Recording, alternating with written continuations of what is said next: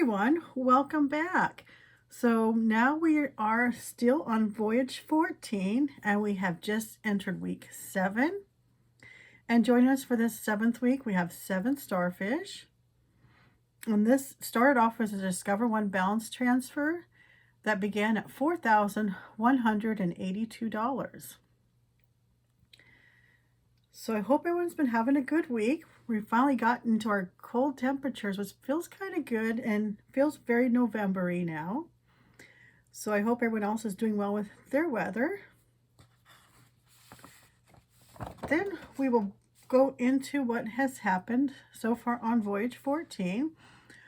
What we did was we started off with trying to figure out how long it would get us to pay it off. And it was due by November 13th, which is just in a couple days from now.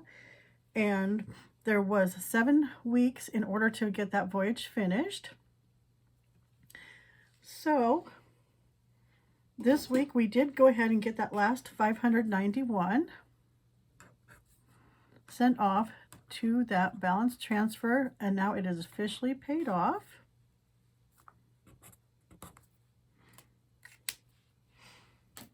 So go ahead and highlight that. So now Voyage 14 Discover One for $4,182 that was due on November 13th has been paid off. We'll go through some of the, actually I have to start off with, since 14 is done, 15 is now on deck. And the reason why I am doing 15 is because 15 kind of corresponds with 14 and how we're paying stuff off. So Voyage 15 is $5,790 and it is due by December 1st. And after December 1st, that's going to have an interest rate of 27.99. So what I did was I was factoring on how much needed to be paid towards that. And the reason why it's kind of coexisting with Voyage 14 is we use the November 7th payroll and where we apply that to the Citibank card. And then we did payments through other means, which I have my papers showing how that transpired. But for now, on the Voyage 15, we're going to do the first payment, which was on November 7 for $1,136.91.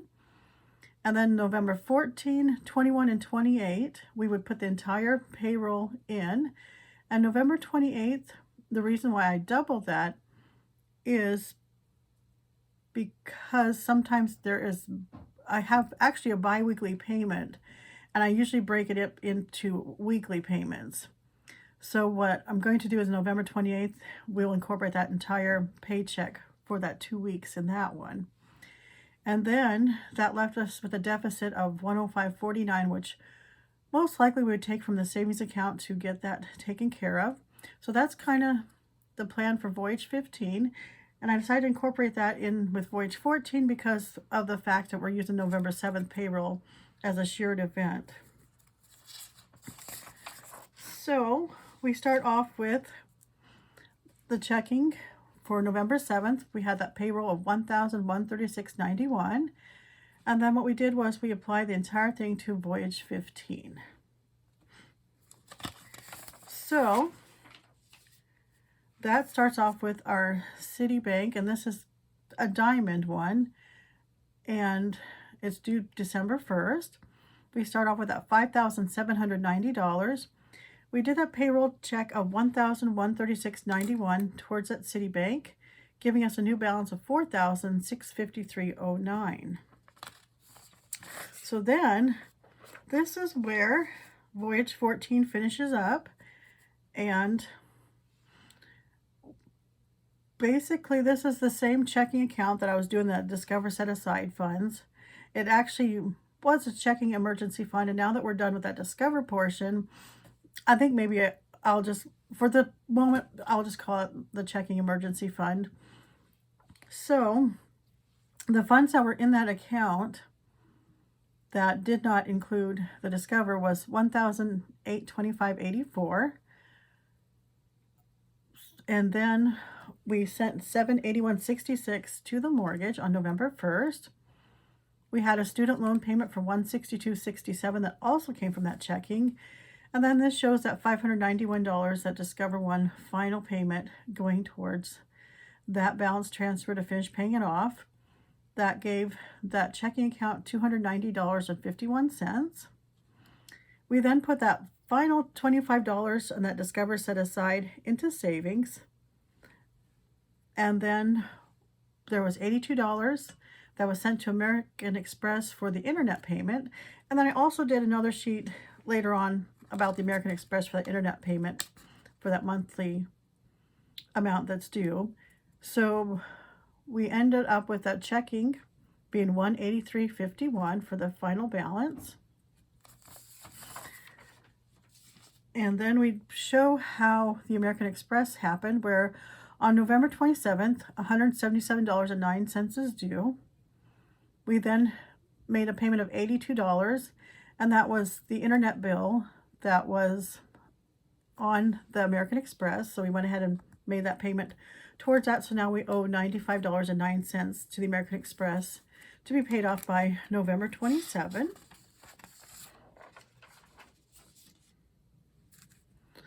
Savings started off with $2,045.38. We did a roundup of $462, and then we put that final Discover roundup extra into that savings for $2,075. And then this is the backup for the rest of November/December while we are trying really hard to conquer that Citibank due on December 1st. So this is the backup funds, and we're going to try to be using that main checking account with this as the backup in mind. And I was going to apply the funds into the city and take them back out, but I did not want to mess with the balance transfer. And it also made more sense to just, basically we would work really hard on getting that Citibank paid off by December 1st, and then we would get ourselves back into a good standing in savings and replenish that again after we got that balance transfer paid off. So this should be kind of an interesting voyage. It's a little bit different than I had been doing it. So, and a lot of it is because I wanted to see if we can't just get the funds recalibrated and into that Citibank before that due date, so we can avoid that almost 28% interest. So normally we would have done a portion of the paycheck going to loan 1, the lines of credit 1, 2, and 3, and I was going to incorporate the Visa, but then I decided, since all these items are not due until December 1st, and Visa actually being a December 31st, since they're all current and paid up to date, for the month of November, I was just going to go ahead and probably not mess with them at the moment, but we'll see how the next couple weeks go by. But and part of that is just because with the cash flow, I want to make sure I have every penny and nickel available for that Citibank, and if I do apply anything towards these lines, it would take up some of it for interest. And once again, we're not due until December 1st on that. So we'll see how that plays out. We'll just kind of go, the next 3 weeks will be week by week. So we have this, we just did the 7th, and then we'll have the 14th, the 21st, and the 28th. We'll kind of play it by ear and see how we can get that Citibank done before then. This is just our captain's log on how the voyages have been, starting with 1 through 13C. We have paid off a total of $64,295. We then go into the Voyage 14, where we just did that final payment for that $591. So now that Voyage 14 is at 0. The amount paid off, go ahead and factor that in. We have $67,886, add the $591. So we're at $68,477. So then we'll add this to our captain's log, and then we'll start Voyage 15 breakdown.